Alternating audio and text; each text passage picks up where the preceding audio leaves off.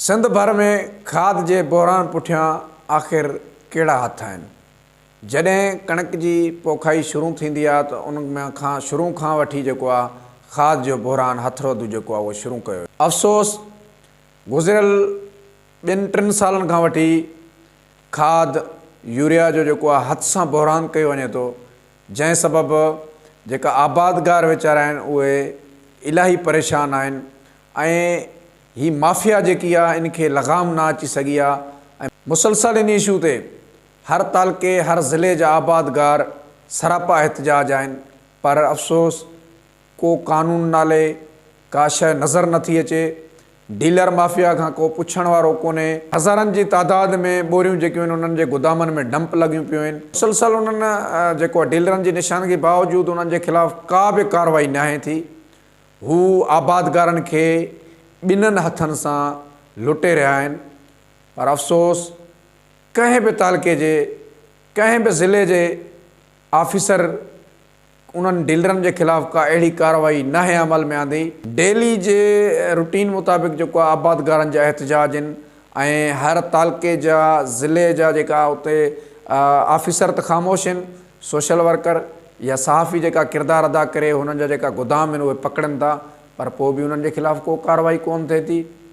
इन खां पहिरियों 2 नंबर खाद जो जेको आहे इशू हले पियो, 2 नंबर जेको आहे इहो स्प्रे जो इशू हुयो, को मसलो ई न आहे। कई दुकानदार पकड़ण जे बावजूदि उन्हनि जे ख़िलाफ़ का कार्रवाई न थी, ना ई उन्हनि जा लेसन जेका आहिनि ख़तमु थिया, ना ई उन्हनि खे को अहिड़ो ॻोरो ॾंड वसूल कयो त हू आईंदा जे लाइ अहिड़ो कमु न कनि।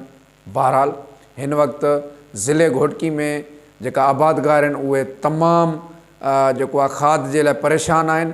वॾी ॻाल्हि इहा आहे त असांजे ज़िले घोटकी में जेको आहे FFC ऐं एंग्रो यूरिया जूं जेकियूं आहिनि फैक्ट्रियूं हिते मौजूदु आहिनि, प्लांट हिते मौजूदु आहिनि, जितां डेली हज़ारें बोरियूं जेकियूं आहिनि उहे खाद जूं निकिरनि थियूं, पर अफ़सोस हितां जा आबादगार वीचारा जेका आहिनि उहे खाद जे लाइ परेशान आहिनि। का हिते गवर्नमेंट स्टेट नाले का शइ न आहे, छो जो न त हितां जो जेको AC आहे, मुख़्तियारकार आहे या DC आहे, उहो जेका बि आबादगार आहिनि हर आबादगार जी लिस्ट ठाहे उनखे जेको आहे उतां बोरियूं खाद जूं जेको आहे वठी उन्हनि खे ॾियण जो पाबंद आहे। छो हीअ त लोकल माण्हू आहिनि, लोकल हितां जेका आबादगार आहिनि उहे वीचारा परेशान आहिनि। खाद लाइ काॾे वञे थी, ट्रालनि में लोड थी, ट्रकनि में लोड थी, ट्रैक्टरनि में लोड थी, का पंजाब वञे थी, का ख़बर न आहे अलाए कहिड़े मुल्क मोकिलनि था, अलाए हिन मां छा ठहे थो, अलाए हिन मां इन्हनि खे छा फ़ाइदो वधीक मिले थो। जो हितां जे लोकल आबादगारनि खे जेको आहे 3500-3700 वारी जेकी आहे उहा 5000-5200 खां मथे मिले थी। सो ख़ुदारा जेका इंतिज़ामिया उहा तहरक वठे, जेकी ही माफ़िया इन्हनि खे को लगाम ॾिए ताकी जीअं आबादगार सुख जो साह वठी सघनि, आबादगार जेको आहे सुठे नमूने पंहिंजो फसल पोखे सघनि। तव्हांखे ख़बर आहे त हर फसल में का न का वबाई बीमारी जेकी आहे उहा उन्हनि जे फसल ते अटैक कंदी आहे। वीचारा जेका राहक आहिनि उहे कर्ज़ लाहिण में पूरा हूंदा आहिनि। ज़मींदार जो कर्ज़ो बि उन्हनि खां न लाहे सघंदा आहिनि ऐं ना ई उहे दुकानदार जो कर्ज़ो लाहे सघंदा आहिनि। जेको 200-300 एकड़ वारो ज़मींदार आहे उहो सट पचाए वञे थो। बहरहाल जेको 10 एकड़ 5 एकड़ वीचारो करे थो उहो त वयल में आहे, उनखे त का मज़दूरी बि न मिले थी। सो इन जेको आहे मामले ते नज़रसानी कई वञे। हीउ खाद जो जेको बहरान इहो शिदत अख़्तियार करे वियो आहे, इन जे ख़िलाफ़ु एक्शन वरितो वञे।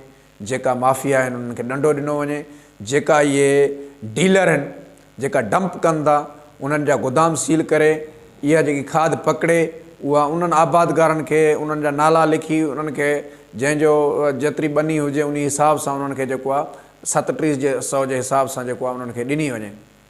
सो हिते माफ़िया सरगर्म थी वई आहे। सो आबादगारनि जे नाले ते ॿिया माण्हू जेका आहिनि वरितू वञनि था, जेका ॿिया उन्हनि जा एजेंट हिते जेका आहिनि उहे छॾियल आहिनि। जेकी ट्राली पकिड़िजे थी त उन जा मालिकी करण जे लाइ हू पहुची वञनि था, कंहिं डीलर जी पकिड़िजी पए थी त हू चवनि था असां वरितू वञूं था, असां 200 बोरियूं 400 बोरियूं, तव्हां 500 बोरियुनि जी छा कंदा आहियो तव्हांजी